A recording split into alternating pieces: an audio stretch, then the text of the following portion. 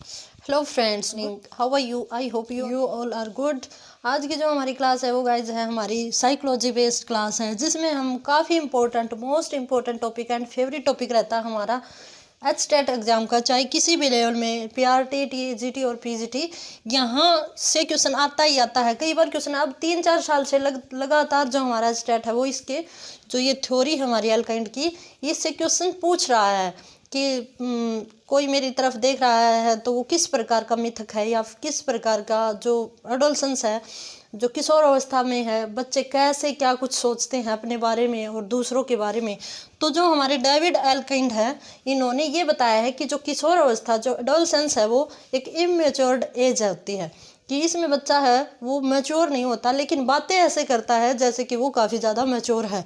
तो इनकी जो बेसिकली जो थ्योरी है वो इसी बेस पे है कि जो एडोलसेंस जो एज होती है, जो हमारी अवस्था होती है, स्टेज होती है, उसमें जो बच्चा होता है वो परिपक्व नहीं होता, लेकिन फिर भी वो क्या करता है अपने पेरेंट्स के साथ, उसके क्या रहता है, कंट्रोवर्सी रहती है, तर्क वितर्क रहता है। साथ ही वो क्या समझता है कि उससे ज़्यादा इंटेलिजेंट और समझदार कोई नहीं है। तो गाइज ये डिस्कस करते हैं हम, यहाँ से क्वेश्चन 100% आएगा। तो बात करते हैं कि डेविड एल्काइंड है वो कहाँ से बिलोंग करते हैं? अमेरिका से।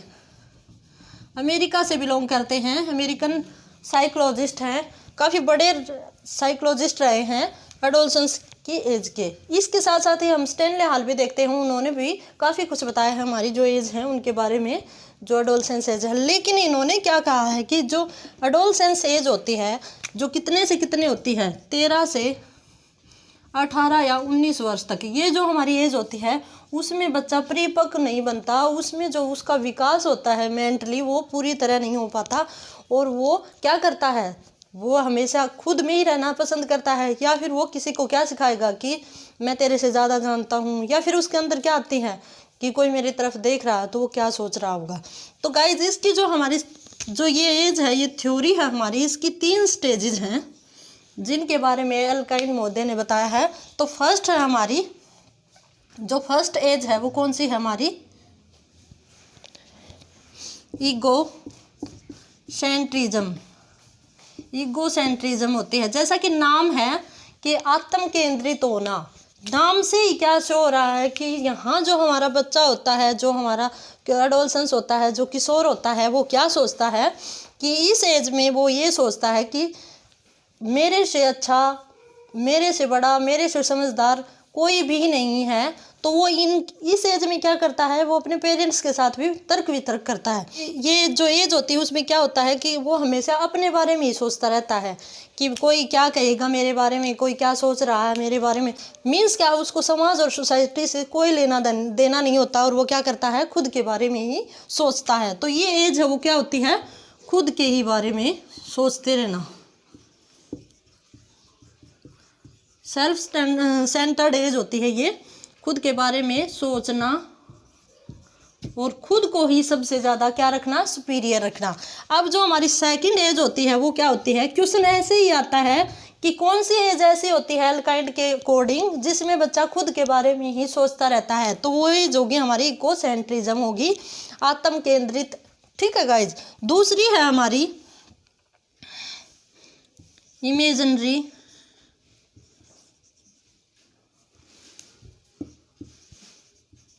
ऑडियंस।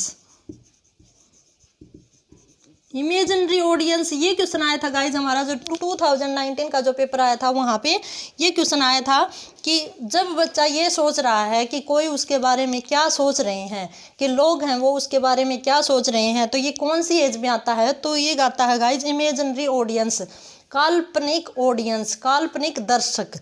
इसकी जो हिंदी में हम बात करें तो क्या होता है, काल्पनिक दर्शक, कि वो ये सोचता रहता है। अब एक बात बताओ, कौन ध्यान देता है कोई कहाँ से जाओ आओ, लेकिन किशोर को क्या लगता है कि मैं ऐसे कपड़े पहनूंगा या फिर मैं ऐसे हूँ तो लोग मेरे बारे में क्या कहेंगे। तो मेन बात यह, इसकी जो थ्योरी है, इसकी जो थीम है वो क्या है इस एज की, कि लोग मेरे बारे में क्या सोच रहे हैं, लोग मेरे बारे में क्या कहेंगे अगर मैं ये ऐसी हेयर स्टाइल बना के निकल गया, ऐसे कपड़े पहन लिए, या फिर मैंने ये काम किया तो लोग मेरे बारे में क्या सोचेंगे। बेसिकली यही होता है कि लोग मेरे बारे में क्या सोचेंगे, क्या कहेंगे। अब चलते हैं हम थर्ड एज के ऊपर, जो क्या है काफ़ी इम्पोर्टेंट है, पर्सनल फेबल। पर्सनल फेबल क्या होता है, जैसा कि नाम है हमारी एज का, व्यक्तिगत मिथक, ये हमारी एज का नाम है। तो इसके अकॉर्डिंग क्या दिखाई देता है हमें, इसमें क्या होता है कि वो हमेशा ये धारणा बनाए रखता है कि उससे ज़्यादा इम्पोर्टेंट, उससे ज़्यादा शक्तिशाली, उससे ज़्यादा समझदार इस दुनिया में, इस घर में, इस परिवार में, सोसाइटी में कोई नहीं है। तो हमेशा क्या रहता है, वो खुद के बारे में ही धारणा बनाए रखता है। तो इस एज को गाइज 3 स्टेजेस में डिवाइड किया गया है, 3 टाइप से दिखाया गया है। तो जो फर्स्ट होती है वो हमारी क्या होती है, यूनिक। जो यूनिक होती है वो हमारी फर्स्ट है, जिसमें क्या सोचता है बच्चा, जो एडोलसेंस होता है, जो किशोर होता है, वो क्या सोचता है कि उससे ज़्यादा यूनिक, उससे ज़्यादा अद्भुत, उससे ज़्यादा इंटेलिजेंट कोई नहीं है। वही एक ऐसा है जिसको सब कुछ आता है, सब सारी नॉलेज हैं। तो इस एज में एक बच्चा है वो यही सोचता है कि उससे ज़्यादा इंटेलिजेंट कोई नहीं है घर में या फिर परिवार में, कहीं भी कोई नहीं है। तो वो अपने बारे में क्या सोचता है कि भाई तू तो यूनिक है, ठीक है। अब जो हमारी दूसरी होती है वो क्या होती है, ओमनी पोटेंट। ओमनी पोटेंट होता है, इसमें क्या होता है कि भाई हर जगह तू ही तू है, कि आगे पीछे हर जगह तेरे से समझदार कोई नहीं, तेरे से शक्तिशाली कोई नहीं। ओमनी पोटेंट का मीनिंग क्या होता है, तेरे से शक्तिशाली कोई नहीं, तू जो काम कर सकता है वो ये नहीं कर सकते। वो क्या समझता है कि भाई मैं ही समझदार हूँ और मैं ही क्या कर सकता हूँ, हर एक काम को कर सकता हूँ।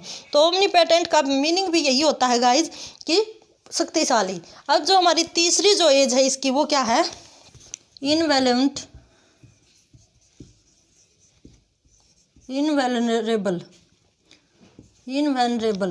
ये हमारी तीसरी एज है, इनवेलनरेबल। इसमें क्या होता है गाइज, वो ये सोचता है कि अगर मान लो ये काम है, इसको तू ही कर सकता है और कोई नहीं घर में ऐसा नहीं जो इस काम को, इस वेट को उठा सकता है, ये काम कर सकता है, वहाँ से आ जा सकता है।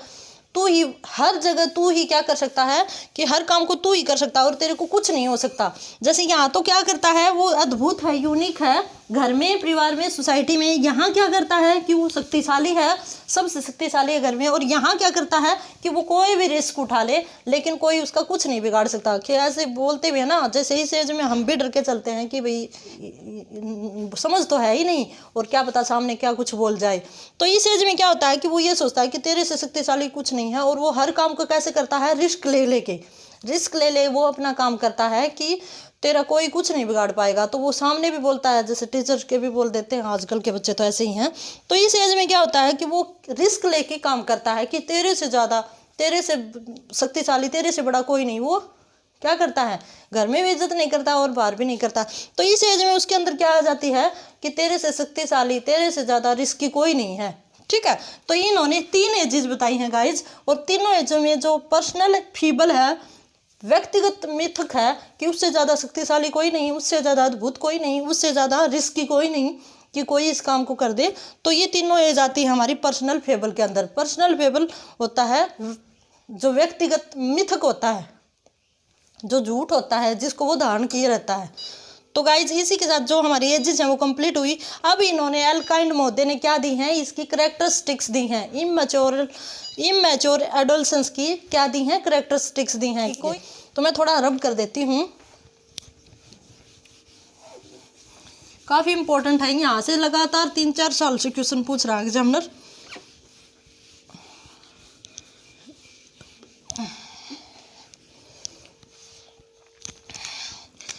अब करेंगे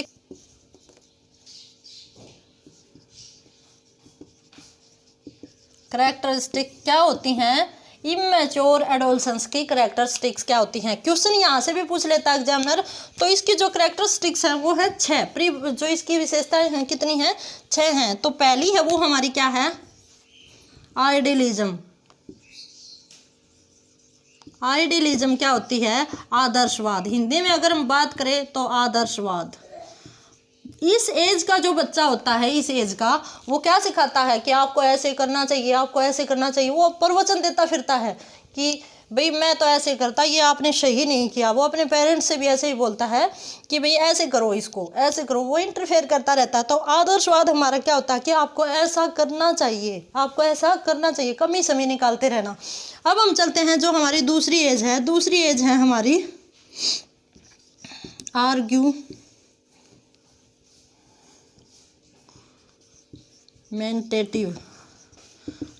आर्गुमेंटेटिव क्या होती है, इसमें क्या करता है वो तर्क वितर्क करता है। अपने फादर मदर के साथ क्या करता है, तर्क वितर्क करता है। तर्क वितर्क करना कि देखो तर्क वितर्क कैसे होता है, मान लो घर में कोई बात चल रही है तो उसमें हम कहते हैं कि भाई इस मान लो कोई घर ही बनाना है, हम कोई नक्शा बना रहे हैं कि भाई घर को ऐसे बना लेते हैं, या फिर घर में कोई काम भी कर लेते हैं नॉर्मली। तो उसमें अगर पेरेंट्स ऐसे कहते हैं ना कि भाई तू ऐसे कर ले, नहीं नहीं ये ऐसे ठीक नहीं रहेगा, ऐसे करेंगे, तो वो क्या जवाब देगा कि वो उनकी बात से सहमत नहीं होगा और क्या करेगा, उसके अपोज में अपने तर्क देगा। तो तर्क करने की एज होती है ये एडोलसेंस। तो इसकी परिभाषा बताई है इमैच्योर। ये बात याद रखना कि एडोलसेंस को इमैच्योर किसने कहा है,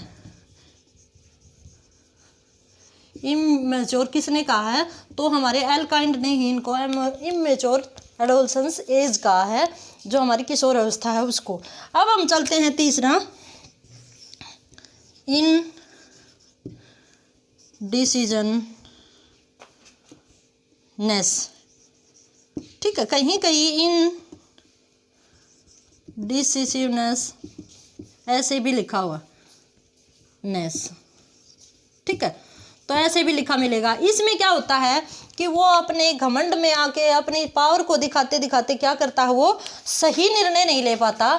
ठीक है गाइज, वो जल्दबाजी में, क्योंकि ये एज होती है हमारे स्टेनले हॉल ने जैसा कि कहा है कि संघर्ष और तूफान की एज, तो इसमें वो इतनी जल्दबाजी करता है, उसके पास पेशेंस नहीं है, तो वो क्या कर जाता है, निर्णय नहीं ले सकता, सही निर्णय नहीं ले सकता। तो ये किसने कही है ये बात, ये एल्काइंड ने ही कही है। तो अब हम चलते हैं आगे, इनडिसिजननेस क्या होता है, सही निर्णय न ले पाना। ठीक है, फिर उसके बाद हमारी जो फोर्थ एज है वो क्या है, हिपोक्रेसी। हिपोक्रेसी, हिपोक्रेसी क्या होता है, जैसा कि हम हिंदी में बात करें दिखावा, दिखावा। हिपोक्रेसी क्या होता है, दिखावा। जैसे हम देखते हैं कि जैसे इस एज के जो बच्चे होते हैं गाइज, इस एज में तो उनकी फैमिली का बैकग्राउंड चाहे कैसा भी हो, अगर पुअर फैमिली से भी बिलोंग करते हैं ना, तो वो शो क्या करते हैं कि वो ऐसे कपड़े पहन के चलते हैं, बालों को ऐसे बना के चलेंगे, हाई फाई बन के दिखाते हैं। बाकी हमें पता नहीं उनकी बैकग्राउंड कैसी है या कैसी नहीं, लेकिन उनकी लुकिंग को देखकर हम प्रॉपर ये अनुमान नहीं लगा सकते, ये मेजरमेंट नहीं कर सकते कि वो एक्चुअल में किस फैमिली से बिलोंग करता है। और वो हवाइयाँ हाँकता फिरता है कि भाई मैं तो ऐसे कर देता, हमारे घर में तो ये है वो है। तो वो हर चीज़ में क्या करता है, दिखावा करता है। तो दिखावा की एज कौन सी होती है, एडोलसेंस एज होती है, ये हमारे एल्काइंड ने कहा है। ठीक है गाइज, अब हम चलेंगे फिफ्थ एज के ऊपर जो काफ़ी इंपॉर्टेंट है। तो गाइज जो हमारा एग्जामिनर है वो इन्हीं में से 3 को दे दिया और 1 को नहीं दिया, और फिर पूछेगा कि कौन सी एज ऐसी है जो एल्काइंड ने नहीं दी। तो आपको ये पता होना चाहिए कि आइडियलिज्म है, आर्गुमेंटेटिव है, या फिर इनकी जो कही गई बात है इनडिसिसिवनेस है, या फिर हिपोक्रेसी है, वो एल्काइंड के द्वारा दी गई एज है। ठीक है गाइज, अब नेक्स्ट पे चलेंगे फिफ्थ के ऊपर।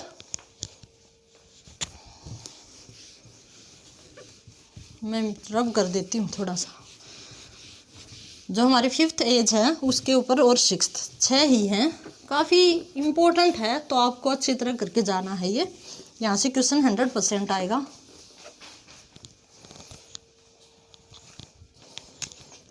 फिफ्थ हमारी एज है सेल्फ कॉन्शियसनेस।